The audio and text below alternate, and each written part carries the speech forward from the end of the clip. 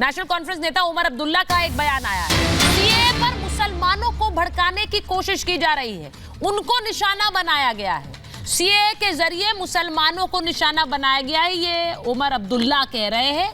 अब मैं समझना ये चाह रही हूं कि मुसलमानों को निशाना कैसे बनाया गया है, ये जरा, क्योंकि खबर एक और आ रही है हमारे पास, मैं उसमें जाऊंगी, लेकिन पहले जरा मुमताज जी बता दीजिए। ये इसलिए इंपॉर्टेंट है क्योंकि बार बार ये कहा जा रहा है कि टारगेट किया जा रहा है, निशाना बनाया जा रहा है। हाँ, देखिए, ऐसा है सुचारिता जी, आपको याद होगा कि सीए को लेकर के बड़ा प्रोटेस्ट हुआ, धरना हुआ, सब हुआ, ठीक है। और हमारे जो गृह मंत्री अमित शाह जी, उन्होंने कहा था कि मैं 1000 रैलियां करूंगा और जा करके लोगों को बताऊंगा कि ये क्या है। सवाल ये है कि एक भी मिनिस्टर को, एक भी बीजेपी के लीडर को, किसी को नहीं भेजा गया इस प्रोटेस्ट बीच में कि जा करके कम से कम वो बता दें कि आखिर ये है क्या। और आज भी जब इतनी बड़ी चर्चा हो रही है, किसानों से, किसान प्रोटेस्ट करते हैं तो उनसे 11-11 बार, 13-13 बार बातचीत होती है, उनको समझाने की कोशिश की जाती है, लेकिन क्या वजह है कि 20-25 करोड़ अगर मुसलमान थोड़ा से डरा हुआ है, उसको लग रहा है कि कहीं ना कहीं उसके साथ भेदभाव हो रहा है, तो ये जो पसमानदा का वोट मांगने वाली सरकार है, कम से कम पसमानदा की बुनियाद पर उनके बीच में क्यों किसी को नहीं भेजती? यहाँ पे जो लोग बातचीत कर रहे हैं टीवी पे, ये क्यों नहीं उनके बीच में जाते? मुसलमानों को टारगेट करने वाली बात पूछ रही हूं मैं। की बात नहीं है, नहीं, क्यों नहीं बताते? नहीं, मुसलमान टारगेट कैसे हो रहे हैं सीए से? क्या मतलब हुआ? इसका मतलब ये कि दाल में कुछ, सीए से टारगेट इसलिए हो रहे हैं क्योंकि विपक्ष को लग रहा है कि ये ऐसा मुद्दा है जिस पर हम भड़का सकते हैं, भड़काते हैं। ये भड़काते हैं क्योंकि परसिक्यूटेड माइनॉरिटीज में मुसलमान देशों में नहीं आते हैं, इसलिए उनकी गिनती नहीं है। लेकिन ये एक मुद्दा मिल गया और इसीलिए इसको उठाकर विपक्ष कह रहा है, देखिए आपको तो टारगेट कर रहे हैं, आपको तो डाला नहीं। सुचारिता जी, मैं आज क्लियर कर दूं, प्लीज सुचारिता जी, एक मिनट, सुचारिता जी, प्लीज, मैं आज क्लियर कर दूं कि मुल्क का मुसलमान विपक्ष नहीं है, ये मुल्क को विपक्ष। मैं सहमत हूं आपसे, बार मैं बिल्कुल सहमत हूं, विपक्ष नहीं है। लेकिन विपक्ष हमेशा मुसलमान को लेकर ही बयान क्यों देता है, भड़काने वाले? ये भी तो पूछ रही हूँ, ये सवाल क्यों है? वोट चाहता है, हाँ, वोट चाहता है, उसको लग रहा है कि ऐसा करेंगे तो वोट मिलेगा। तो वोट अगर चाहता है तो उसको सरकार की जिम्मेदारी है ना कि वो जाए और मुसलमानों के बीच में समझाए। देखिए, मैं एक बार जरा, लेकिन ये भी चूंकि हिंदू वोट चाहते हैं, इसलिए ये भी डरते हैं, ये भी नहीं जाते।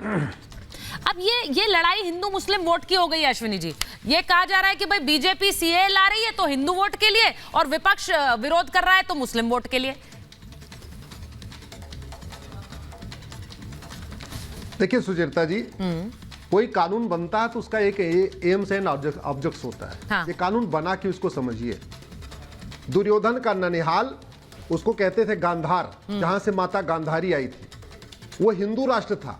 1805 में वहां प्रधानमंत्री थे पंडित नंदराम टिक्कू, जो कश्मीरी ब्राह्मण थे, और आज वहां केवल 20 हिंदू बचे हुए हैं। अब उसको कहते हैं अफगानिस्तान। अब वो जो बचे हुए 20 हिंदू हैं, अगर उनको भारत में नागरिकता नहीं मिलेगी तो उनका भी खतना कर दिया जाएगा, उनको भी कलमा पढ़वा दिया जाएगा, उनको भी इस्लाम बना दिया जाएगा। राजा भरत, राम के जो छोटे भाई थे राजा भरत, ये कौन उनका ननिहाल था कैकेयी, जहां से माता कैकेयी आई थी। सुनिए, अरे सुनिए, कुछ काम की बात सुन लीजिए, कुछ काम की बात सुन मुमताज जी सुनने दीजिए, काम की बात सुन लीजिए, प्लीज सुन लीजिए, सुन लीजिए। हाँ, सुचित्रा जी, राजा भरत की माता जी का नाम था कैकेयी, और वो कैकेय देश की राजकुमारी थी। उस कैकेय को कहते हैं पाकिस्तान। और विभाजन के समय भी वहां 27% मुस्लिम थे। वो गुरु भाई ने बिल्कुल सही कहा। आज की डेट में 1.5% बचे हैं। 25% को खतना करा दिया गया है, कलमा पढ़वा दिया गया है, उनके घर पे पत्थर फेंके गए, उनके मंदिरों को तोड़ा गया, मजबूर में बेचारे कन्वर्ट हो गए। अब जो बचे हैं 2%, उसमें से जो आ रहे हैं, अगर उनको एक अलग से रास्ता नहीं दिया जाएगा नागरिकता के लिए, उनको कुछ छूट नहीं दी जाएगी, तो वो यहाँ क्यों आएंगे? यहाँ आ रहे हैं इस आशा के साथ आ रहे हैं कि ये हमारे जन्मभूमि है, ये बांट दिया गया, वो उसी भारत के पास। अश्विनी जी, सीएए के बाद एनआरसी आएगा क्या? आपको क्या लग रहा है? उनकी प्रतिबद्धता है बीजेपी की, वो हमेशा से कहते हैं एनआरसी आएगा, मुसलमान कहता है एनआरसी आएगा तो ये हमारे खिलाफ हो जाएगा। ये तो संविधान की प्रतिबद्धता है, प्रत्येक देश में रजिस्टर होता है, हॉस्पिटल में रजिस्टर होता है, स्कूल में अटेंडेंस का रजिस्टर होता है, हर देश में अपना अपना रजिस्टर होता है, तो भारत में होना चाहिए। ये तो कायदे से नेहरू जी को करना चाहिए था, 1950 में करना चाहिए था, 1960 में करना चाहिए था, जो उन लोगों ने नहीं किया वो अब हो रहा है। दर्शक इसको इस तरह से समझे कि एनआरसी होगा तो कागज दिखाने पड़ेंगे। 2017 में ये आप कब आए भारत में, आप कब से रह रहे हैं, आपके पुरखे कब से आए? ये बार बार ये डर बिठाया जाता है कि भाई बहुत से लोग जो बाद में आए, 71 के बाद आए, उनके पास कोई कागज नहीं होंगे तो उनको देश से बाहर निकालने के लिए कहा जा सकता है। यही बात बार बार देश के मुसलमान को एक डर दिखाने के लिए इस्तेमाल होती है। तो मैं इसीलिए कह रही हूं कि क्या एनआरसी है अगला कदम सीए के बाद, ये सवाल है। लेकिन एक बड़ी खबर आ रही है, वो बता देती हूं कि कांग्रेस ने अपनी लिस्ट जारी कर दी है, दूसरी लिस्ट है। मैं जरा पॉलिटिकल टर्न एक ले रही हूं क्योंकि कांग्रेस ने अपनी लिस्ट जारी की और इसमें जो नाम है वो बड़े इंटरेस्टिंग है। कांग्रेस ने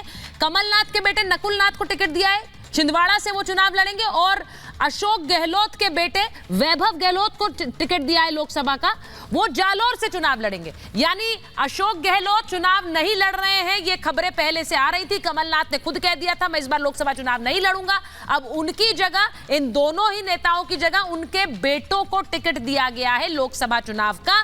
तो क्या अब कांग्रेस के लिए अगला जनरेशनल चेंज है ये कि वो अब वैभव गहलोत और नकुल नाथ को टिकट दिया गया, एक तरफ छिंदवाड़ा से, दूसरी तरफ जालौर से। अशोक गहलोत चुनाव नहीं लड़ रहे हैं और उसी के साथ साथ कमलनाथ चुनाव नहीं लड़ रहे हैं। तो ये इस वक्त की एक बड़ी खबर है क्योंकि कांग्रेस ने अपनी दूसरी लिस्ट जारी की है। अब लिस्ट के मामले में भी थोड़ा सा पीछे चल रहे हैं वरुण जी, आप लोग।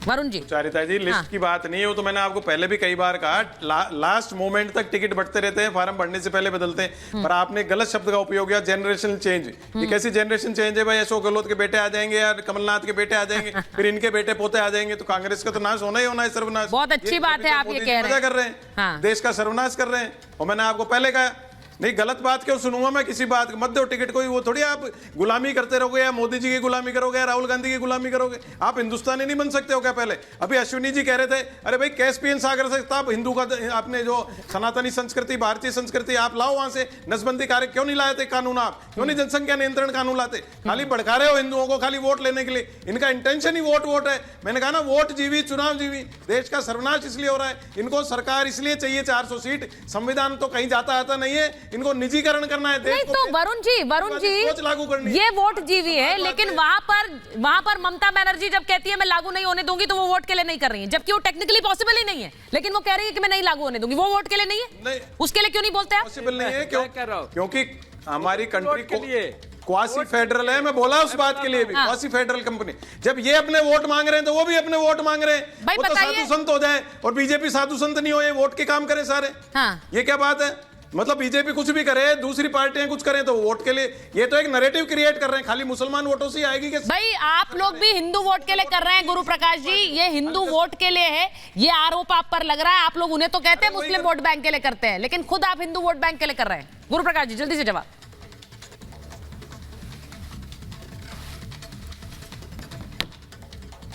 आवाज नहीं आ रही उनकी।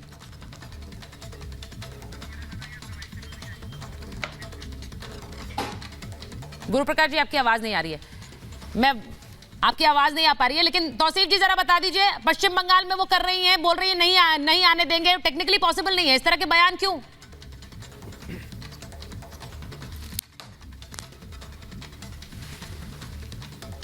पश्चिम बंगाल में बहुत सारे ऐसे लोग हैं, जो मैंने पहले भी बताया, जिनके पास में वोटर कार्ड, आधार कार्ड है। वो लोग यहाँ पे नागरिक के तौर पे रह रहे हैं, लेकिन वो बाहर से आए हुए लोग हैं। अब उन्हें जो है बीजेपी सरकार कह रही है कि हम फिर से नागरिकता देंगे, हम नए तरीके से नागरिकता देंगे, यानी पुराना आपका पेपर जो है वो आपका जो पेपर बेमायने हो जाएगा। जैसे ही अगर ये लोग, जो कोई भी अगर अपने आप को इस नए प्रोसेस में डालेगा, तो उसे तो पहले डिक्लेयर करना होगा कि वो फॉरेनर है, वो रेफ्यूजी है।